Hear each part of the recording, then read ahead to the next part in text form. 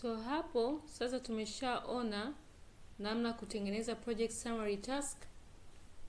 Kama tunavyoona hapa imechukua jina la project yako, namna kuongeza notes kwenye certain task kama hiyo tumeshaona, namna connect na other documents au email address or something related to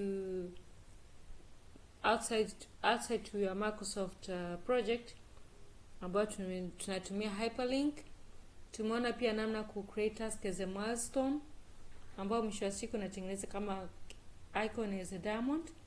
Kuna kitu kingine ambacho naomba niongezee kuhusu task kabla hatujaenda kwenye ku add resources, kwa sababu hizi task zinatakiwa zifanyike with resources. Haziwezi kufanyika zenyewe, lazima zipate support ya resources.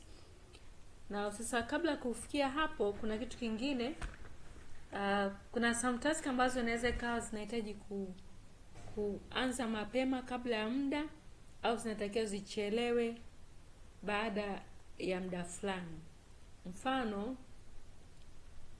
ukiwa let's say kwenye mradi wa kujenga,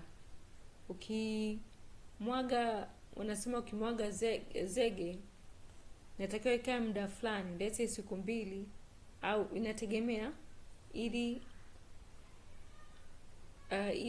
ile concrete yako iweze kukauka.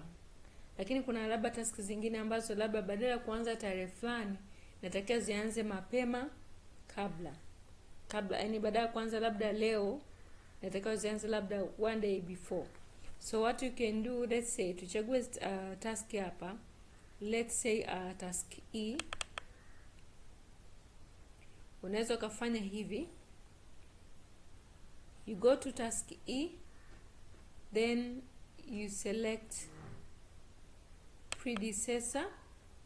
Kuna neno hapa lag 0, hii ina maana kwamba haichelewi hata, yani once ikimaliza task D inaanza task E.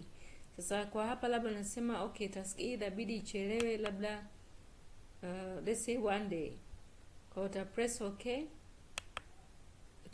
automatically itajibadilisha kwamba kutakuwa kuna certain delays. Lakini kama unataka kuchelewesha, twende let's say kwenye task F, chagua labda task F, task F nataka labda iwaishe, badala kwenda juu kwenda hivi plus, you click arrow ambayo inaelekea chini, itajionyesha pa minus. Kwa let's say -3 days nitaka labda ianze, yani ya advance, na click okay, itaonekana hapa badala ya 5fs itaonekana -3 au 4fs plus 1. Kwa hii inamaanisha kwamba kutakuwa kuna lag, italag 1 day ili kazi ianze.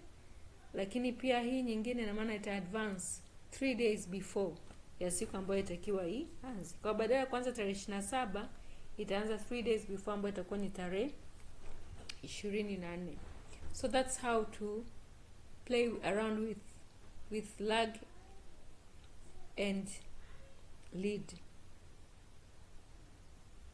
So this is how to do the additions. Lakini pia unaweza ukatumia hata kwa mkono tu, kwamba labda mimi kwa kesi hii 7s utaandika tu 7fs plus labda 1.